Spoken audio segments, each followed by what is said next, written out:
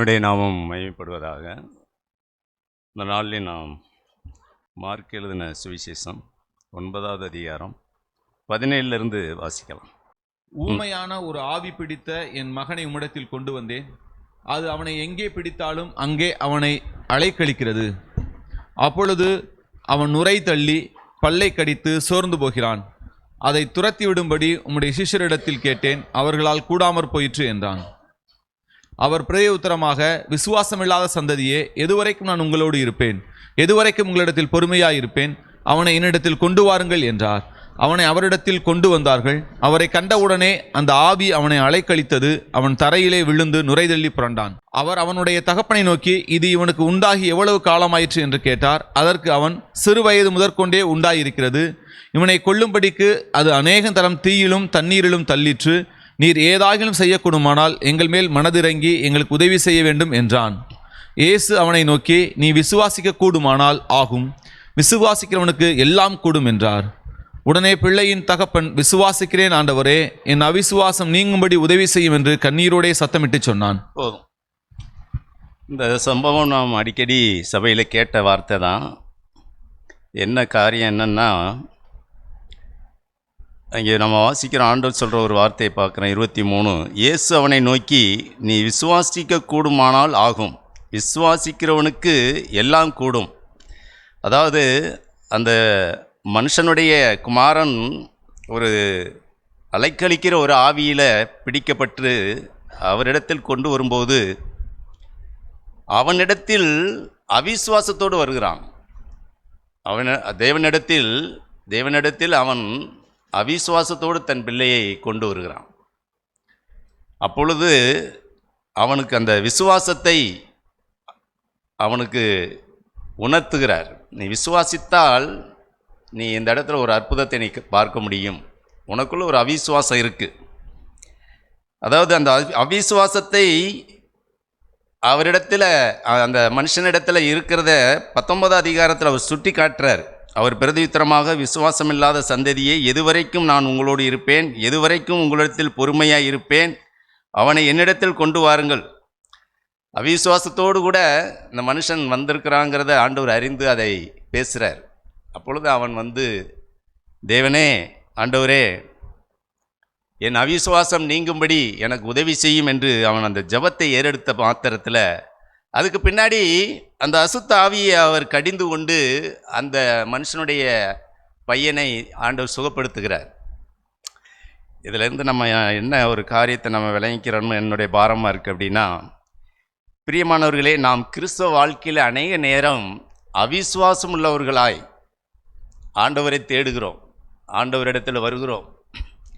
நிறைய பாவ காரியங்கள், மாம்சத்தில் ஊறிப்போன காரியங்களை நாம் கண்டு அதில் இருந்து தேவன் நமக்கு இந்த பாவத்திலிருந்து விடுதலை தருவார் அப்படிங்கிற விசுவாசமற்றவர்களாகவே தேவனை தேடுகிறோம், சபைக்கு வருகிறோம். நம்மிடத்தில் உள்ள பிரச்சனையே தெரியும். நாம் அடிக்கடி எந்தெந்த பகுதியில் வீழ்ச்சி உறுகிறோம், எந்தெந்த பகுதியில் நாம் வந்து தேவனுடைய வார்த்தைக்கு கீழ்ப்படியாமல், தேவனுக்கு பிரியமில்லாமல், நம்முடைய பேச்சில், நம்முடைய நடத்தையில் கோபமாக இருக்கலாம், பெருமையாக இருக்கலாம், வேசித்தனமான கண்கள் நிச்சய எண்ணங்களாக இருக்கலாம், ஆணவம் அகங்காரங்களாக இருக்கலாம். அது அடிக்கடி நம்மை தீயிலையும் தண்ணீரிலையும் நம்மை கொண்டு போய் தள்ளுது. அடிக்கடி கொண்டு போய் தள்ளுது. அடிக்கடி நம்முடைய வீடுகளில், நம்முடைய வேலை ஸ்தலம், எந்த இடத்துலையாவது அது நம்மை கொண்டு போய் தள்ளுது. ஒரு ஆவி தள்ளுது. ஐயோ, நான் இப்படி பேசிவிட்டேனே, ஐயோ இப்படி பண்ணிட்டேனே அப்படின்னு நமக்கே தெரியுது. ஆனால் இப்படி இந்த அடிக்கடி இந்த தீயிலையும் நெருப்புலையும் தள்ளுகிற இந்த ஆவியிலிருந்து நான் விடுதலை வேண்டும் ஆண்டவரே, எனக்கு விடுதலை தாரும் ஆண்டவரேன்னு தேவன்கிட்ட வந்து நம்ம கதறணும் சொன்னால், எனக்கு உதவி செய்யும் ஆண்டவரே, கண்டிப்பாக அந்த ஆவியை அதட்டுவார். நமக்கு விடுதலையும் ரட்சிப்பும் உண்டு. அநேகருடைய வாழ்க்கையில் பார்க்கும்போது என்னென்னா, ஆவிக்குரிய காரியத்தில் நாம் அதிகமாய் நாட்டம் செலுத்துகிறோமா, அதிகமாய் விசுவாசத்தோடு தேவனிடத்தில் கதறுகிறோமா அப்படின்னு கேள்வி கேட்டால், என்னை வைத்தும் பார்க்குறேன், என்னை நிதானிச்சும் பார்க்குறேன், அதில் குறைவு உள்ளவனாய் நானும் நிற்கிறேன். பிரியமானவர்களே, விசுவாசிக்கிறவனுக்கு எல்லாம் கூடும். ஆமாம், நம்முடைய மைண்டு நம்முடைய சிந்தை, நம்முடைய எண்ணம் உடனே நமக்கு என்ன யோசனை வருதுன்னா, வியாதி, பொருளாதாரம், வேலை, திருமணம், நமக்கு நடக்க வேண்டிய வர வேண்டிய பணம், காசு, நமக்குள்ள பிரச்சனை, அதை சரி பண்ண எல்லாம் அவரால் கூடும். எடுத்தோடனே நம்மளுடைய சிந்தனை அப்படி தான் போகுது, என் புத்தி அப்படி தான் போகுது. அநேக நேரங்கள் அப்படித்தான் யோசிக்கிறேன். விசுவாசிக்கிறவனுக்கு எல்லாம் இல்லை, விசுவாசிக்கிறவனுக்கு எல்லாம் கூடும் அப்படிங்கிறது அது அரைக்கிணறு. இன்னொரு பாதி கிணறு என்னவா இருக்குன்னா, என்னுடைய மாம்சத்தில் இருக்கிற ஆசை இச்சைகளை, என் மாம்சத்தில் இருக்கிற தேவனுக்கு பிரியமில்லாத சுவாபம், ஜென்ம சுவாபம், பிறவி, அது சிறு வயது முதல்ல இருந்தே இருக்கு. அவர் சொல்றாரு, எவ்வளோ காலமாக இருக்கு? சிறு வயது முதல்ல இருந்தே ஜென்ம சுவாபம், என் பிறவி குணம் அப்படின்னு சொல்லுவாங்கல்ல, இது பிறவி குணம்ங்க. இது ஆரம்பத்திலேருந்தே இந்த மனுஷன் இப்படித்தான் அப்படின்னு சொல்லுவாங்க. ஆரம்பத்திலேருந்தே நம்முடைய சுவாபம் நமக்கு தெரியும், நம்முடைய பலவீனம் நமக்கு ஒவ்வொருவருக்கும் தெரியும். நான் இந்த காரியத்தில் வீக்கு. பெண்கள் விஷயத்தில் சிலர் வீக்காக இருப்பாங்க, குடிப்பழக்கத்தில் வீக்காக இருப்பாங்க, புரணி பேசுறதுல வீக்காக இருப்பாங்க, பெருமையாய் பேசுறதுல வீக்காக இருப்பாங்க, அல்லது வாங்கல் கொடுக்கல பண விஷயத்தில் உண்மையாக இருக்க மாட்டாங்க, மற்றவங்களை மதிக்கணுங்கிற காரியத்தில் உண்மையாக இருக்க மாட்டாங்க, மற்றவங்களை அற்பமாக எண்ணுவாங்க. இது எப்படி? அது ஆரம்பம் முதலே, சிறு வயது முதலே அது எனக்குள்ளே இருக்குது. அது அடிக்கடி கொண்டு என்னை தீயிலையும் நெருப்பிலையும் தள்ளுது. அது நமக்கு தெரியும். ஆனால் அப்படி தெரிஞ்சுக்கிட்டே ஆண்டவரை தேடிக்கிட்டே இருக்கிறோம். அதான் நமக்கு அபாயம். அப்படி இருக்கக்கூடாது பிரியமானவர்களே. நாம் அந்த காரியத்தில் விசுவாசத்தோடு தேவன்கிட்ட கதறினோம்னா, விசுவாசிக்கிறவனுக்கு எல்லாம் கூடும், அவரால் முடியும், அவரால் இந்த காரியத்தில் எனக்கு விடுதலை தர முடியும். நம்முடைய கண்ணீரும் நம்முடைய மனபாரமும் கவலையும் அந்த காரியத்தில், ஆவிக்குரிய காரியத்தில். உலக காரியத்தில் குறைவுக்கு நமக்கு விசுவாசம்னா என்னன்னு தெரியுது, ஆனால் ஆவிக்குரிய காரியம் வரும்போது விசுவாசம்னா என்னன்னு தெரிய மாட்டேங்குது. அதை அறிந்திருக்கிறவர்கள் ஜெயம் பெறுகிறார்கள், அதை அறிந்திருக்கிறவர்கள் ஜெயம் பெறுகிறார்கள். பிரியமானவர்களே, என்னாகமத்தில் ஒரு சம்பவத்தை நாம் பார்க்குறோம். இதே மாதிரி அந்த அவிசுவாசம் உள்ள ஜனங்கள் எவ்வளோவாய் தேவனுடைய இருதயத்தை பாதித்தது பாருங்கள், அந்த ஜனங்களுடைய கிரியைகள். என்னாகமம் 13வது அதிகாரம். அதாவது எகிப்திலிருந்து ஜனங்களை கொண்டு வந்துட்டார், கானான் தேசத்துக்கு போகணும். வனாந்தரத்தில் இருக்கையில் 12 கோத்திரத்துக்கு ஒவ்வொருவராய் தேர்வு செய்து அனுப்புகிறார். வேவுக்கு பார்க்கும்படி மோசையும் ஆரோனும் அனுப்புகிறாங்க. தேவனே சொல்கிறார், அனுப்ப சொல்கிறார், போகிறாங்க. அப்போ போகும்போது அந்த 12 பேர் போகையில் என்ன செய்கிறாங்கன்னா, போய் பார்த்துட்டு திரும்பி வர்றாங்க. அதில் 2 பேர் மட்டும் என்ன செய்கிறாங்கன்னா, விசுவாசத்தோடு கூட நாம் அந்த தேசத்தை சுதந்திரிக்க முடியும். அங்கே ராட்சதர்கள் உண்டு, அங்கே பலவான்கள், அவர்கள் பலவான்கள், அவர்கள் அதிகமானவர் கூட, அவர்களை ஜெயிக்க முடியாத மாதிரி தான் இருக்குது. ஆனாலும் கர்த்தர் பட்சத்தில் இருந்தால் என்ன செய்யலாம், ஜெயிக்க முடியும். அவருடைய விசுவாசம் அது. ஆனால் மீதி உள்ள 10 பேர் என்ன செய்தார்கள்னா, அவிசுவாசத்தோடு கூட, ஐயோயோ அது கூடாத காரியம், அது கூடாத காரியம். பாருங்க 13:26. பின்னும் கர்த்தர் மோசேயையும் ஆரோனை நோக்கி, எனக்கு விரோதமாய் முறுமுறுக்கிற இந்த பொல்லாத சபையாரை எதுவரைக்கும் பொறுப்பேன்? இஸ்ரவேல் புத்திரர் எனக்கு விரோதமாய் முறுமுறுக்கிறதை கேட்டேன். அங்கே சொன்னார் இல்லையா, அந்த ஊமையான கொண்டாந்து இயேசுவிடத்தில் கொண்டு வரும்போது உம்முடைய சீசர்கள் அவனை சுகமாக்க முடியலை, விரட்ட முடியலை. அப்போ ஆண்டவர் சொல்வார், எதுவரைக்கும் நான் பொறுமையாக இருப்பேன். அதே வார்த்தையை தான் பழைய ஏற்பாட்டிலையும் ஆண்டவர் இந்த இடத்துல சொல்கிறார், எதுவரைக்கும் நான் பொறுமையாக இருப்பேன். என் மேலே விசுவாசம் இல்லாமல் அவிசுவாசம், எவ்வளவோ அற்புதங்கள் எகிப்தில் செஞ்சு கூட்டிகிட்டு வந்தேனே, ஆனாலும் கூட இப்பொழுது இந்த சூழ்நிலையில் என்னை நம்ப மாட்டேங்கிறீங்களே, எதுவரைக்கும் நான் பொறுமையாக இருப்பேன். பிரியமானவர்களே, அங்கே சொல்கிறாரு பாருங்க, அதில் 2 பேர் தான் உள்ளே போனாங்க. எங்கே? கானான் தேசத்தில். அது 30வது வசனம். எப்புன்னையின் குமாரன் காலேப்பும் நூனின் குமாரன் யோசுவாவையும் தவிர மற்றவர்களாகிய நீங்கள் நான் உங்களை குடியேற்றுவேன் என்று ஆணையிட்டு கொடுத்த தேசத்தில் பிரவேசிப்பதில்லை. அந்த 10 பேருமே அந்த கானான் தேசத்துக்குள்ளே பிரவேசிக்க முடியலை. மீதி 2 பேர் மட்டும் போகிறாங்க. அது நமக்கு தெரிஞ்ச கதை தான். இது என்ன அப்படின்னா, அவர்களுடைய சூழ்நிலை அன்னைக்கு அந்த தேசத்தில் போய் பார்த்துட்டு சூழ்நிலையை பார்க்கல. இப்போ நம்ம அநேக நேரம் அப்படி தான் பார்க்குறோம். எனக்குள்ள இந்த கோபம், எனக்குள்ளே இருக்கிற இந்த பெருமை, எனக்குள்ளே இருக்கிற இந்த இச்சை, இது இப்படித்தான் போக போக அப்படித்தான் இருக்கும் போல இருக்குது. இதுலேருந்து யார் எப்போ நானும் ஜெபம் பண்ணேன் கிடைக்கல, அது கொஞ்சம் என்னை விட மோசமானதாக இருக்குது. இது எப்போ நான் எனக்கு இதில் விடுதலை கிடைக்க போகுது, இது எப்போ ஒரு அதை குறித்த ஒரு ஒரு அது பாவம் பெருசாக தெரியுது நமக்கு, அதுலேருந்து விடுதலை கிடைக்காது அப்படிங்கிற மாதிரி. பிரியமானவர்களே, பலவந்தம் பண்ணுகிறவர்களுக்கு பரலோக ராஜ்யம். பலவந்தம், அந்த காரியத்தில் பலவந்தம் பண்ணும்போது இவர்கள் அந்த காரியத்தில் 2 பேரும் உண்மையாக இருந்தார்கள்.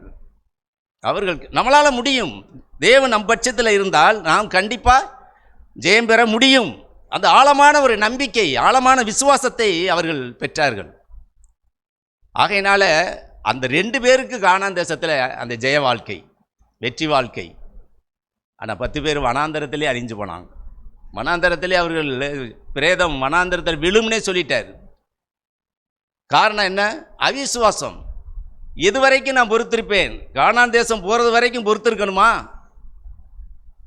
பாருங்க, அந்த அவிசுவாசம் விசுவாசம் தேவன் ஒரு காலத்தை வைத்திருக்கிறார் நமக்கு. விசுவாசம் அந்த ஆண்டவருடைய வருகை வரும்போது மனுஷகுமாரனிடத்தில் விசுவாசத்தை காண்பாரோ. அவர் வரும்போது அந்த விசுவாசம் நமக்குள்ளே இருக்கணும். அவிசுவாசம் வரும்போது அவர் சொல்கிறாரு, எது வரைக்கும் நான் காத்துக்கிட்டு இருக்கிறது அந்த காலம், எது வரைக்கும் பொறுமையாக இருப்பேன்? நான் வர்றது நினையாத வேலையில் வரப்போகிறேன். நீ அவிசுவாசத்தோடு கூட இருந்தாயனா இந்த பாவ காரியத்தில் ஜெயம் பெற முடியாதுன்னு நீனே ஒரு முடிவெடுத்து அந்த அவிசுவாசத்தில் இருந்தாயனா என்னுடைய வருகையில் நீ எப்படி ஜெயம் பெற்ற மனிதனாக குற்றமற்றவனாக நிற்க முடியும்? அதாவது ஜெயம்ங்கிறது உடனே இல்லை, அது கொஞ்சம் கொஞ்சமாகத்தான். ஆனால் அதற்காக நாம் பிரயாசப்பட்டு கொண்டிருக்கிறோமா? அங்கே வாசிக்கிறோம் லூக்காவில், தம்மை நோக்கி இரவும் பகலும் கூப்பிடுகிறவர்களாகி அவருடைய விஷயத்தில் அவர் நீடிய பொறுமையுள்ளவராயிருந்து சீக்கிரத்தில் அவர்களுக்கு நியாயம் செய்வாராம். அதாவது நம்முடைய வேலை என்னென்னா, சீக்கிரத்தில் எனக்கு இதில் ஜெயம் கிடைக்கும் அப்படிங்கிறதே என்னுடைய விசுவாசமாக இருக்கணும். அப்படின்னா அவர் கண்டிப்பாக என்ன சொல் நீடிய பொறுமையுள்ளவராக இருந்து அதில் சீக்கிரமாய் அதில் விடுதலை தருவார். அவர் நீடிய பொறுமையோடு காத்திருக்கிறார். விசுவாசம் அவருடைய வருகையில் நம்ம எப்படி நிற்க போகிறோம்? இன்றைக்கி இருக்கிற விசுவாசம் அன்னைக்கு இருக்கணும். இதை விட இன்னும் மெருகூட்டி அது வளர்ந்து அந்த வளர்ச்சி இன்னும் நமக்கு சோதனை, பாடுகள், கஷ்டங்கள், அது மட்டும் இல்லை, பாவ காரியத்தில் மாம்சத்தில் நமக்கு எழும்புகிற ஆசை இச்சைகளை சிலுவையில் அனுதினமும் அறைகிறவர்களாய் முடியாது. மனுஷர்களால் கூடாது, இது தேவனால் கூடும். விசுவாசிக்கிறவனுக்கு கூடும். தேவனால் மாத்திரமே இது கூடும். தேவனுடைய காரியம் என்னென்னா, அந்த பரிசுத்தாவினுடைய பலத்தை நாம் சார்ந்து கொள்ளும்போது ஒற்றை புள்ளி பரிசுத்தாவியானவர் தான். நம்ம என்ன தான் யோசித்தாலும் ஜெயம் பெறணும், வெற்றி வாழ்க்கை என்னன்னாலும் முடியாது. தேவ ஆவியானவர், அந்த ஆவியின் பலன் எனக்கு வேணும்னு அவரிடத்தில் நாம் கதறணும்னு சொன்னால், நம்முடைய ஆவியின் பலன் வேணும், வல்லமை வேண்டும், நான் ஜெயம் பெறணும், எனக்கு விடுதலை வேண்டும், உண்மையாய் கதறும்போது தேவன் கண்டிப்பாய் பிரியமானவர்களே அந்த காரியத்தில் நமக்கு விடுதலை தருகிறார். நமக்கு ஒரு அற்புதம். நிறைய பேருடைய வாழ்க்கையில் என்னென்னா, இப்படிலாம் வாழ முடியுமா? அது ஒரு கேள்வி. இப்படிலாம் கோவப்படாமல் வாழ முடியுமா? சண்டை போடாமல், பொய் சொல்லாமல், பெருமை இல்லாமல் எப்படிலாம் வாழ முடியுமா? கஷ்டம், கடினம், அதெல்லாம் ஆண்டவர் வாழ்ந்தார். அவர் எல்லா விதத்திலும் நம்மை போல சோதிக்கப்பட்ட அது ஆண்டவருங்க. நம்மளாம் மனுஷங்க தானே, நம்ம விழுந்து விழுந்து போகிற ஆளுங்க தானே. இப்படி நிறைய பேர் இல்லை. பிரியமானவர்களே, பரிசுத்தாவினுடைய பலத்தை பெற்று ஆண்டவர் சொன்னார், நீங்கள் எருசலேமில், யூதேயா, சமரியா, உலகத்தின் எத்திசையும் எனக்கு சாட்சிகளாக இருப்பீர்கள். அவரோட நம்பிக்கையாக இருக்கிறார். அவர் நம்பிக்கையாக இருக்கிறார். பரிசுத்தாவியை பெற்றுட்டீங்கன்னா நீங்கள் சாட்சியாக நிற்க முடியும். என்னை பின்பற்றி வாருங்கள்னு சொன்னாரே, சும்மா சொல்லலை. பரிசுத்தாவியின் பலத்தை பெற்றியானா நீ என்னை பின்பற்றி வர உன்னால் முடியும், என்னை போல வாழ முடியும். ஆக அந்த பரிசுத்தாவியை சார்ந்து நாம் தேவ சமூகத்தில் வரும்போது கடினமான உபதேசமாக இருந்தால் கூட அது நமக்கு லகுவாகவே இருக்கும். நிறைய வார்த்தைகளை கேட்குறோம் சபையில், கடினமாக தெரியுது. இப்படியெல்லாம் அந்த வார்த்தையின் படியெல்லாம் வாழ முடியுமான்னு யோசிக்கிறோம். யூதர்கள் அப்படி தான் கேட்டாங்க, இது கடினமான உபதேசம் ஆயிடுச்சே, அப்பம், நானே ஜீவ அப்பம்னு சொன்ன உடனே முறுமுறுத்தார்கள். ஏன் வானத்திலிருந்து இறங்கின ஜீவ அப்பம்மா அப்படின்னு சொல்லி பாருங்க, அந்த வார்த்தையை பார்க்குறோம். யோவான் அவிசுவாசம் தான் அது காரணம். யோவான் 6வது அதிகாரத்தில் 41வது வசனம் வாசிக்கிறோம். நான் வானத்திலிருந்து வந்த அப்பம் என்று அவர் சொன்னது நிமித்தம் யூதர்கள் அவரை குறித்து முறுமுறுத்தார்கள். வானத்திலிருந்து வந்த அப்பம் சொன்ன உடனே முறுமுறுக்கிறாங்க. அடுத்து பாருங்க 51, நானே வானத்திலிருந்து இறங்கின ஜீவ அப்பம், இந்த அப்பத்தை புசிக்கிறவன் என்றென்றைக்கும் பிழைப்பான், நான் கொடுக்கும் அப்பம் உலகத்தின் ஜீவனுக்காக நான் கொடுக்கும் என் மாம்சமே என்றார். அப்பொழுது யூதர்கள், இவன் தன்னுடைய மாம்சத்தை எப்படி நமக்கு புசிக்க கொடுப்பான் என்று தங்களுக்குள்ளே வாக்குவாதம் பண்ணினார்கள். முறுமுறுக்கிறார்கள். அப்பம் சொன்ன உடனே முறுமுறுப்பு, இந்த மாம்சத்தை புசிக்கிறவன் என்றென்றைக்கும் பிழைப்பான்னு சொன்ன உடனேயே வாக்குவாதம். இப்படி அந்த அவருடைய வார்த்தையை அவர்கள் விசுவாசிக்க முடியலை, அதை ஏற்றுக்கொள்ள முடியலை. அவர்களுக்கு அது கடினமாக இருக்குது.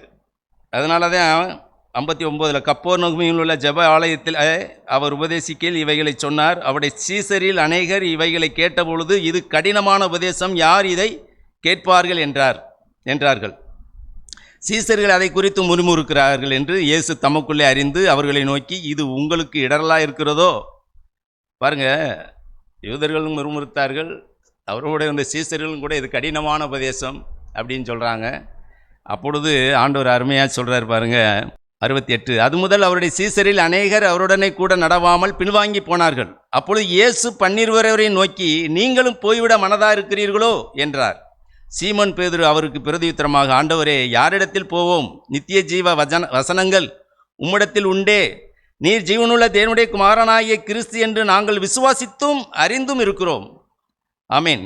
அதாவது அந்த இடத்துல பாருங்க, பேதுரு தடுமாறினால் கூட எட்டி ஆண்டவருடைய கரத்தை பிடித்து விசுவாசத்தில், இல்லை நீ தேவன், நீ தேவனுடைய குமாரன், நாங்கள் விசுவாசிக்கிறோம். அது அதற்கு முன்பு பார்த்தீங்கன்னா அவருக்கும் கடினமாக தான் இருந்தது. நீங்களும் போய்விட மனதாக இருக்கிறீர்களோ ஆண்டவர் சொல்கிறாரு. இன்றைக்கி பாருங்கள், சிலுவை பற்றின உபதேசம் கெட்டுப்போர்களுக்கு அது பைத்தியமாக தான் இருக்குது, கடினமாக இருக்குது. ரட்சிக்கப்பட்ட நமக்கோ அது தேவ பலனாக இருக்குது, தேவனுடைய பலனாக இருக்குது. இன்றைக்கி சிலுவையை எடுக்கணும், சிலுவைக்கு மறிக்கணும், சுயத்துக்கு மறிக்கணும், அனுதினமும் அல்லது கோதுமை மணியை போல் மண்ணில் விழுந்து மடியணும், தனக்கானதோ எல்லாவற்றையும் வெறுக்கணும். அதெல்லாம் வார்த்தையை கேட்கையில் நமக்கு விசுவாசம், ஆமாம் யாருக்கோ, இது நமக்கு இல்லை அப்படிங்கிற மாதிரி இல்லை. பிரியமானவர்களே, கெட்டுப்போர்களுக்கு பைத்தியமாக இருக்கும். அதாவது தேவனுடைய வழியை அறியாதவர்களுக்கு அது பைத்தியமாய் தோணும். இப்படியெல்லாம் வாழ முடியாது என்று சொல்வார்கள். ஆனால் தேவனை அறிந்த நாம், தேவனுடைய ரட்சிப்பை பெற்ற நாம், தேவனுக்காக வாழணும், உண்மையாக வாழணும், அவருக்காக வாழணும், அவருடைய நாமம் மகிமைப்படணும் அப்படிங்கிற வைராக்கியம் உள்ளவனுக்கு அது பலன் கொடுக்கும். அந்த வார்த்தையை கேட்கும்போது அவனை உற்சாகப்படுத்தும், அவனை விடுதலையாக்கும்.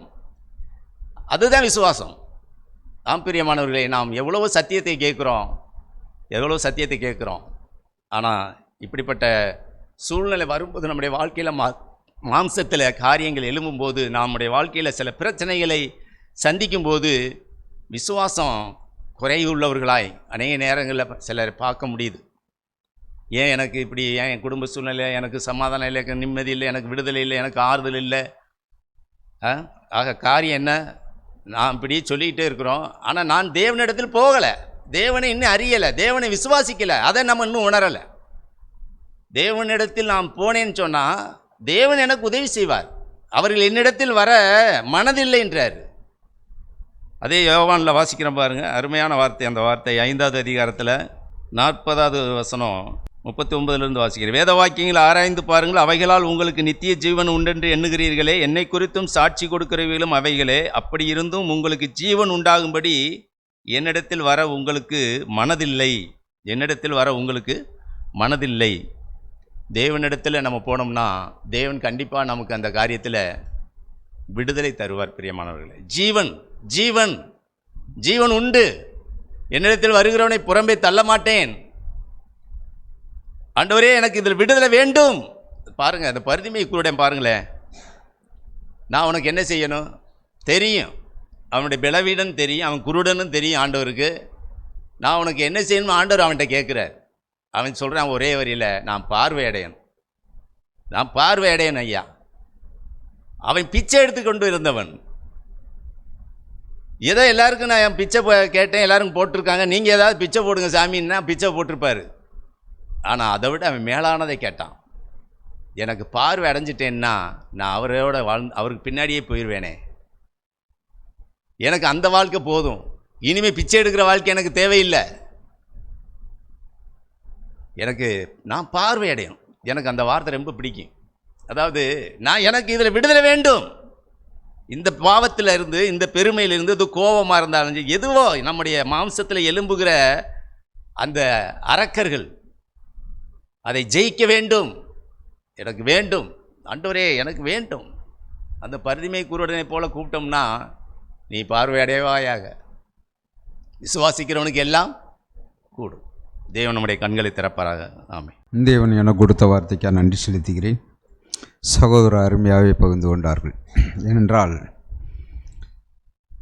அந்த மனிதனை குறித்து இல்லை, என்னை குறித்து தான் பேசியிருக்கிறார்கள். என்றால் அது அடிக்கடி தீயிலும் தண்ணீரிலும் கொண்டு போய் தள்ளுகிறது.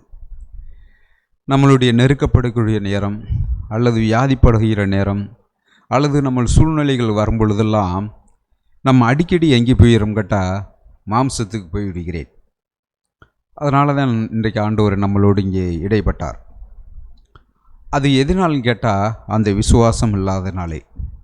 விசுவாசம் இருக்கிறது, அது பூரணமாக இருக்கவில்லை. மறுபடியும் மனுஷயத்துக்கு போயிட்டு தடுமாற்றம் அடைந்துட்டு அப்புறம் போய் ஆண்டவர்கிட்டே கஞ்சி, ஆண்டவரே எங்களுக்கு உதவி செய்யும், நாங்கள் அடிக்கடி தீயிலும் தண்ணீரிலும் விழுந்துடுறோம் ஆண்டவரே, எங்களுடைய மனுஷிகம் அவ்வளவாய் இருக்கிறது, எங்களை நீங்கள் ரட்சித்து கொள்ளுங்க.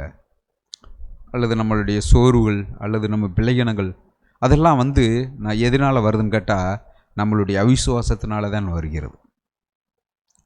இதை நான் பரிசுத்தம் பிரதர் மூத்த சகோதரர்கள் கான்ஃபரன்ஸில் பேசினார்கள். முடிவிருந்து நிலைத்திருப்பவனே ரட்சிக்கப்படுவான். அப்படின்னா எந்த சூழ்நிலையிலும், எந்த இக்கட்டிலையும், எந்த காரியத்திலையும் நான் தேவனே சார்ந்து கொள்ள வேண்டும். ஆமாண்டவரே நீ போதுமான தேவன். கடந்த நாட்களில் என்னுடைய பொருட்களை யாராவது எடுத்துக்கிட்டார்கள். அப்படி என்னுடைய மரங்கள் வெட்டி போட்டிருந்த மரத்தை அப்பொழுது நான் முன்னாடிலாம் எங்கள் வீட்டில் சொல்லுவேன், இது இன்னார் தான் செஞ்சிருப்பாங்களோ அப்படின்னு சொல்லுவேன். எங்கள் வீட்டில் சொல்லுவாங்க, தெரியாமல் எதையும் சொல்லாதியே அப்படின்னு அடிக்கடி என்னைட்டு சொல்லுவாங்க. சரி, நான் தெரியாமல் நாங்கள் தெருக்களில் நின்று பேசுகிறதில்ல. எங்கள் பொருள் காணாமல் போனாலும் எந்த காரியம் இருந்தாலும் நான் இவங்க தான் செஞ்சுருப்பாங்களோ அப்படின்னு சொல்லுவேன். எங்கள் வீட்டில் சொல்லுவாங்க, யாரையுமே சந்தேகப்படக்கூடாது அப்படின்னு சொல்லுவாங்க. இப்போ அதில் நான் தெரிந்திருக்கிறேன், நான் யாரையுமே சந்தேகப்படுறதில்ல. உங்களுடைய சித்தம் இல்லாமல் எதுக்குமே நடக்கலாண்டவரே, உங்களுடைய சித்தம் இல்லாமல் நடக்கலை. இன்றைக்கி கூட ஒரு நொறுங்குண்ட இருதயத்தோடு ஆண்டவர் என்னை தேடி வைத்தார். ஆமாண்டவர் எதை நடக்கட்டும், அது எடுத்துகிட்டு போயிடறாங்க, உங்களுடைய சித்தம் இல்லாமல் ஒன்றுமே நடக்கலை. அப்போ ஆண்டவர் என்கிட்ட சொன்னார், என்னை மனுஷியத்துக்குள்ளே போகும்போது இப்போ என்னிடத்தில் பேசுனதெல்லாம் அடிக்கடி தீயிலும் தண்ணீர் விழுகிறோம். ஒரு மனுஷனுக்கு சீக்கிரமாக அழிவை கொண்டுக்கிட்டு வர்றது தண்ணி கொண்டுக்கிட்டு வந்துடுது அல்லது தீயை கொண்டுக்கிட்டு வந்துடுது. நம்ம பார்க்குறோம், மலைகள் பெருவெள்ளமாய் வந்தால் ஜனங்களை அரித்து கொண்டு போகிறது. எங்கேயாவது காட்டி தீ பரவுச்சுன்னா ஊர்களை நாசம் பண்ணிடுறே. அதுதான் இங்கே ஆண்டவர் அந்த மனுஷன் சொல்லுகிறான், அடிக்கடி என்னுடைய மகன் தீயிலும் தண்ணீரையும் எழுதுகிறான் என்று சொல்லி. அப்பொழுது அந்த நான் அந்த பிள்ளையினுடைய தகப்பன் அவர் தான் நான் பார்க்குறேன். அவர் சொன்னார், நீ விசுவாசிக்கிறியான்னு கேட்கும்போது தான் சொல்கிறாரு, என்னுடைய அவிசுவாசம் நீங்கும்படி எங்களுக்கு உதவி செய்யும் ஆண்டவரே. இப்போ நான் கேட்குறேன், ஆண்டவரே என்னுடைய அவிசுவாசம் நீங்கும்படி எனக்கு உதவி செய்யும், எங்களை ரட்சித்துக்கொள்ளும் ஆண்டவரே, எங்களை ரட்சியும். நாங்கள் அடிக்கடி தீயிலும் அல்லது ஆண்டவரே தண்ணீரில் நாங்கள் விழுந்துடுறோம், எங்களுக்கு நீர் உதவி செய்யும் ஆண்டவரே. எவ்வளவாய் அந்த தகப்பன் காப்பாற்றிருக்கிறான். ஆனால் அவனுக்கிட்ட விசுவாசம் இல்லாமல் இருந்தது. அவன் சொல்லிட்டான், என்னுடைய அவிசுவாசம் நீங்கும்படி உதவி செய்யும்ட்டு. நானும் ஆண்டவர்கிட்ட கேட்குறேன், ஆண்டவரே என்னுடைய அவிசுவாசம் நீங்கும்படி எனக்கு உதவி செய்யும் என்று சொல்லி என் நம்பிக்கை அறிக்கையிடுகிறேன். ஆமென். தேவனோடு பேசின வார்த்தைக்காக என்று செலுத்துகிறேன். கடைசியாக சகோதர பையனோட போல யோவான் 6:69 அப்போஸ்தலனாகிய பேதுரு கடைசி சொல்கிறார், நீங்களும் போக மனதாக இருந்தால் போய்விடுங்கள் என்று சொல்லும்போது அவர் சொல்கின்றார், நீர் ஜீவனுள்ள தேவனுடைய குமாரன் என்று அவர் சொன்னது மட்டுமல்ல, அதில் என்ன சொல்கிறாருன்னா, அவர் விசுவாசித்தும் அறிந்தும் இருக்கிறோம் அப்படின்னார். நான் என்ன தேவனோட பேசினேன்னா, தேவனை என்னுடைய இரட்சகராக நான் விசுவாசிக்கிறேன், ஆனால் அறிந்திருக்கிறேன்னா பிதாவாக. அதான் என்னோட கேள்வி. இப்போ ஒரு குழந்தை இருக்குது, அது 2 மாதமாக இருக்கும்போது அவங்க அப்பா இறந்து போயிட்டாங்கன்னா அவங்க அம்மா என்ன செய்வாங்கன்னா, வளர சொல்லுவாங்க, ஏதோ அவங்க அப்பான்னு ஃபோட்டோ காட்டினா போதும் அந்த பிள்ளை. அது 25 வயசில் கேட்டாலும் அவங்க அப்பா யாருன்னா இதான் எங்கள் அப்பான்னு விசுவாசிக்கும், நம்பும். ஆனால் அப்பா அறிந்திருக்கிறானா கிடையாது. இப்போ என்னுடைய பிள்ளைகள் இருக்காங்கன்னா, அப்பாவுக்கு எது பிடிக்கும் எது பிடிக்காது, எனக்கு ஒரு வியாதி வந்தால் அப்பா எப்படிலாம் என்ன பண்ணுவார், எனக்கு ஒரு தேவை இருந்தால் என்ன செய்வார், எனக்கு ஒரு ஆபத்துனா அவர் என்ன செய்வார், இப்படி அந்த பிள்ளை அனுதினமும் அவங்க அப்பாவோட இருந்துனா அதை அறிந்திருக்கிறது எங்கள் அப்பாவுக்கு எப்படி. ஆனால் நான் விசுவாசிக்கிறேன். அப்படிதான் என்னோட வாழ்க்கை நான் சீர்தூக்கி பார்க்கும்போது, ஆண்டவரே, சூழ்நிலை மத்தியில் பிரச்சனைகள் வரும்போது அல்லது பாவத்தினால் சோதிக்கப்படும் போது அல்லது ஒவ்வொரு சூழ்நிலையிலும் ஆண்டவர் ஒரு இருக்கான்னு நான் விசுவாசிக்கிறது வேறு. ஆனால் அவரை என்னுடைய தகப்பனாய் தேவன் எனக்கு எப்படிப்பட்டவர் நான் அறிந்திருக்கிறேனா, அந்த விசுவாசத்தை தாண்டி அவரை நான் அறிந்து கொள்ள வேண்டுமே. அதான் நான் உணர்த்தப்படுறேன். ஆண்டவரே, எப்படி அந்த நெருங்கிய ஒரு உறவு, விசுவாசிக்கிறேன் நீ இரட்சகர் என்று, தேவன் ஒரு உண்டு என்று விசுவாசிக்கிறேன், ஆனால் அதை தாண்டி அவர் என் வாழ்க்கையில் எனக்கு போதுமானவர், எல்லா சூழ்நிலையும் என்னை விடுதலையாக்க வல்லவராக இருக்கிறார், என்னுடைய தேவைகளை சந்திக்க வல்லவராக இருக்கிறேன் என்று நான் அவரோட அனுதினம் நடந்து அந்த அனுபவிக்கிற அறிந்து கொள்கின்ற வாழ்க்கைகளை போக தேவனுக்கு உதவி செய்வார் நம்பிக்கை இருக்கிறேன். கர்த்தருடைய நாமம் மகிமைப்படுவதாக. நான் மார்க் எழுதின சுவிசேஷம் 9வது அதிகாரம் சகோதரர் வாசித்த பகுதியில் 23வது வசனத்தை வாசிப்போம். இயேசு அவனை நோக்கி, நீ விசுவாசிக்க கூடுமானால் ஆகும், விசுவாசிக்கிறவனுக்கு எல்லாம் கூடும் என்றார். அந்த 22வது வசனம், இவனை கொல்லும்படிக்கு அது அநேகம் தரம் தீயிலும் தண்ணீரிலும் தள்ளிற்று, நீர் ஏதாகிலும் செய்யக்கூடுமானால் எங்கள் மேல் மனதிறங்கி எங்களுக்கு உதவி செய்ய வேண்டும் என்றான். அவர் ஆண்டவர்கிட்ட வரும்பொழுதே என்ன சொல்கிறார் அப்படின்னா, if you can do anything அப்படின்னா, உம்மால் ஏதாவது செய்யக்கூடுமானால். அந்த வார்த்தையே எப்படி இருக்குன்னா அவிசுவாசத்தோடு தான் இருக்குது.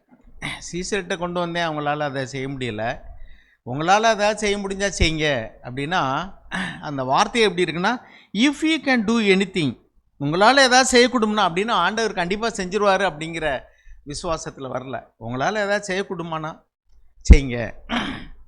அப்போ தான் ஆண்டவர் அதே வார்த்தையினால் திரும்ப கேட்குறாரு 23வது வசனத்தில், and Jesus set to him, if you can, உம்மால் முடியும்னா என்ன, உம்மால் விசுவாசிக்க முடியும்னா எல்லாமே கூடும், விசுவாசிக்கிறவனுக்கு எல்லாம் கூடும். அந்த அப்பா சொல்கிறாரு, all things are possible to him who believe. அப்போ இஃப் யூ கேன், உங்களால் முடியும்னா எனக்கு செய்யுங்கிறாரு. இவர் சொல்கிறாரு, உன்னால் முடியும்னா முடியும், உன்னால் விசுவாசிக்க முடியும்னா என்னால் இதை செய்ய முடியுங்கிறார்.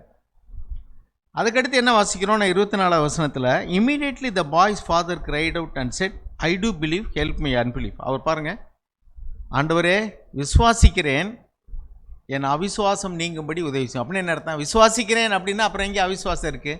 2 சேர்ந்தே இருக்குது. 2 சேர்ந்து எப்படி இருக்க முடியும்? விசுவாசமும் அவிசுவாசமும் சேர்ந்து இருக்க முடியுமா? இருளும் ஒளியும் சேர்ந்து இருக்க முடியுமா?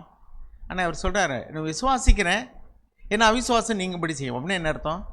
போதுமான அளவுக்கு என்கிட்ட விசுவாசம் இல்லை. விசுவாசிக்கிறேன் ஏதோ, ஆனால் போதுமான அளவுக்கு விசுவாசம் இல்லை. இது மட்டும் இல்லை, சீஷர்கள்கிட்டயே பார்த்தீங்கன்னா இதை மத்தேயு 17:20 வாசிக்கிறோம்.